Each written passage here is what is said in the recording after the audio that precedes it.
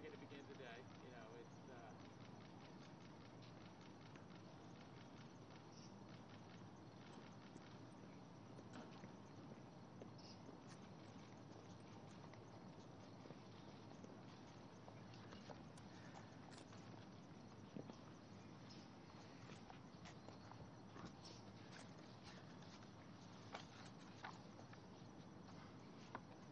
Pretty good. Good morning, everyone. Thank you for coming. Dr. Sean Conley, physician to the President. This morning I'd like to start by first sharing that the President and First Family, First Lady, extremely grateful for the enormous outpouring of support and prayers that the whole world and country have been providing and sharing. I'd like to thank Colonel Andrew Barr and all the medical and support staff here at Walter Reed for their tireless efforts, providing everything and anything the medical team, the President, and I could need.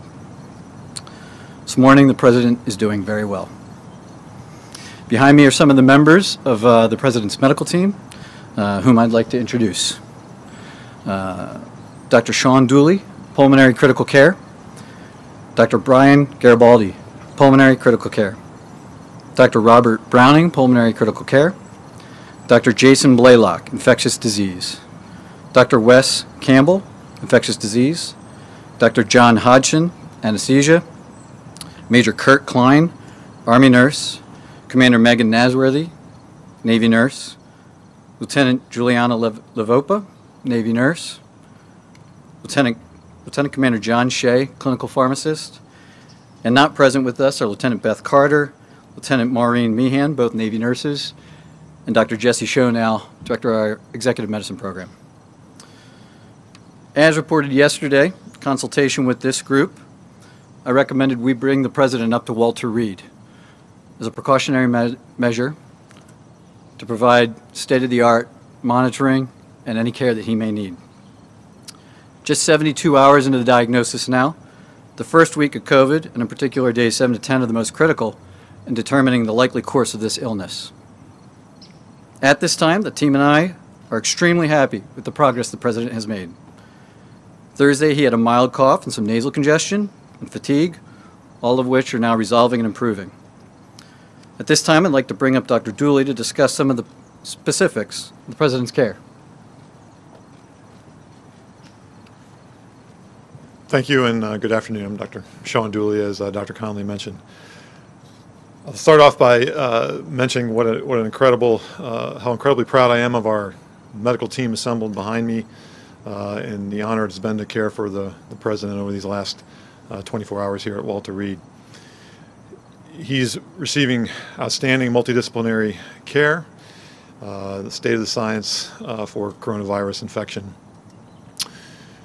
We are monitoring him very closely for any evidence of complications from either the coronavirus illness or the therapies that we are prescribing to make him better. We have monitored his cardiac function, his kidney function, his liver function. All of those are normal. And the President this morning is not on oxygen, not having difficulty breathing or walking around the White House Medical Unit upstairs. He's in exceptionally good spirits, and in fact, as we were completing our multidisciplinary rounds this morning, the quote he left us with was, "I feel like I could walk out of here today," and that was a very encouraging comment from the President. Moving forward, I'll go ahead and introduce Dr. Garibaldi, who will talk about some of our therapeutics and the plan of care for today. Thank you.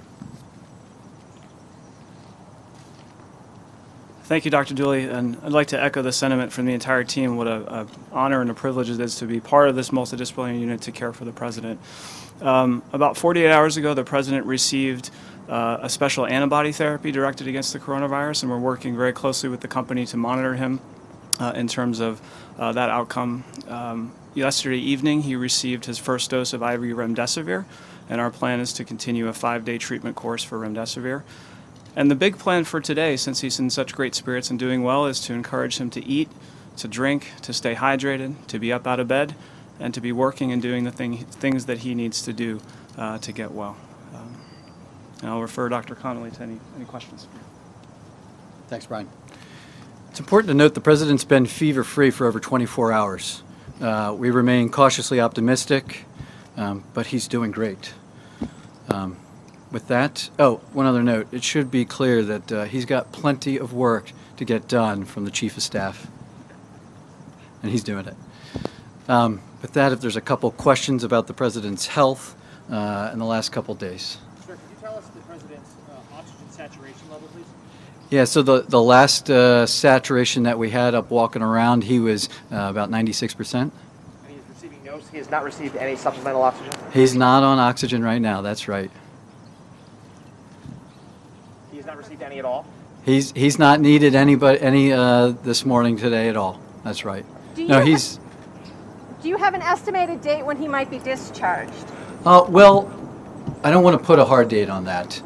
He's doing so well, but with a known course of the illness, days 7 to 10, we get really concerned about the inflammatory phase 2.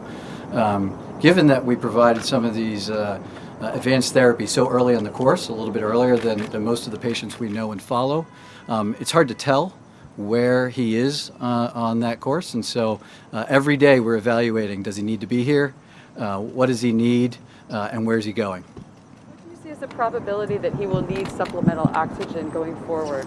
I don't want to put a percentage on that, but right now all indicators are that he'll remain off of oxygen going forward. And in terms of like blood clots, pneumonia, bacterial infection, what do you see as the risk on that front? Well, we know that all of them are risks associated with this condition. He is receiving all of the standard of care and beyond per routine, international COVID protocols. So we're monitoring for all of that, but at the moment there's no cause for concern. You said he's fever-free now. What was his fever when he had one, sir? I'd rather not give any specific numbers, but he did have a fever Thursday into Friday, and since Friday morning he's had none. Okay. And what was the date? On top of the other antibodies.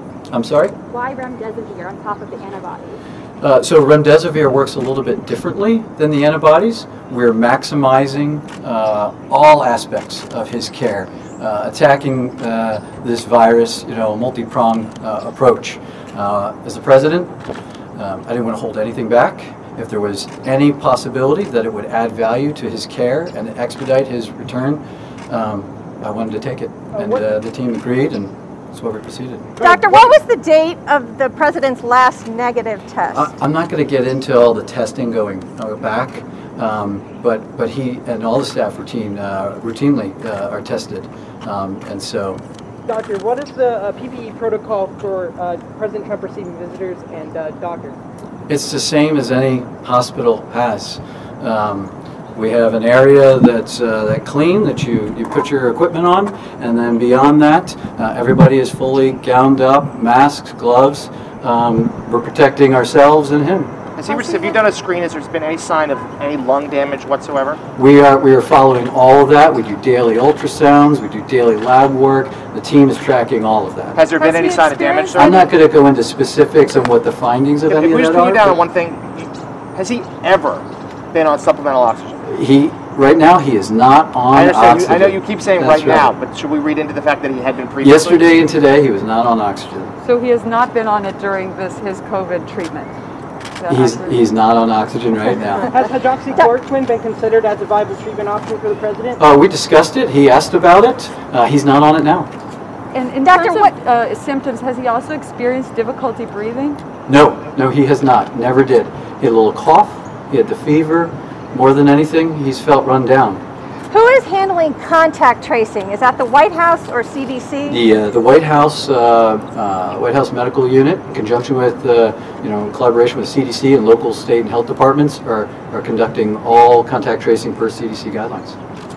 When was the positive diagnosis made? You said 72 hours. That would put that Wednesday. Yeah. So Thursday afternoon, following the news of a close contact, is when we repeated testing, and given kind of clinical indications, that a little bit more concern, and that's when late that night we got the PCR confirmation that he was. Is there any clarity on how he became infected? Not going to go into that. As far as his care, it's irrelevant. Or when he became infected? Yeah, we're not going to go into that. We're just tracking his clinical course and providing the best care we can. Will President Trump have to stay at Walter Reed to get the 5-day remdesivir treatment? We've discussed that right now. If he needs all 5 days, that will likely be the course. But again, every day we're reviewing with the team his needs for being here. And as soon as he gets to the point where it's not a requirement, he may still need some care, but if we can provide that downtown at the house, then we will transition at that point, as long as it's safe and appropriate and the team agrees. In addition to his weight, does he have any other risk factors that make him more at risk for sort of a severe case? Well, not particularly. I mean, he's 74, he's male, and he is slightly overweight. Other than that, he's very healthy. His cholesterol is great, his blood pressure is great, he's not on medication for that. He's up and active. You saw his activity, the days leading up to, the long hours and everything else. He's able to handle it. Can you provide other vitals like heart rate, blood pressure, and temperature? So his heart rate is in the 70s to 80s. His blood pressure has remained where it's historically been during our physicals. 110 to 120 systolic. He's great. It's never budged. I've had no concerns there. So why was the decision made to transfer him here? Because he's the President of the United States. And obviously, if doctors have found that the prone position is helpful for COVID, has he been in that at all? No, he asked about that. He did, Thursday into Friday. He's been briefed by the task force and all the scientists for months, and he brought that up, as we were discussing his cough, and at that time his oxygen levels were okay, and we didn't feel like we needed to do it. We came up here, we discussed it with the team as well.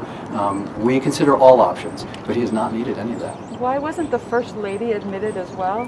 The First Lady's doing great, thanks for asking. She has no indication for hospitalization, advanced therapy. She's convalescing at home. Thank you. I'm going to try to pin you down one more time. I know you said there was no oxygen yesterday and today. Yeah, he's not on oxygen but did he receive today. Did he receive any on Thursday? And what's today, Saturday? Saturday. No, Thursday. Okay, so no Thursday, no Friday, no Saturday. That's fine. So that was why we were confused. Thursday, no oxygen, none at this moment. Yeah, and yesterday with the team, while we were all here, he was not on oxygen. So has the president actually been admitted as a patient to this hospital? The president is a patient at Walter Reed National Military Medical Center. Is he on any steroids? Steve? Press, thank you. Can you ask that Thank you very much. Last question. Thank you. Okay, thank you.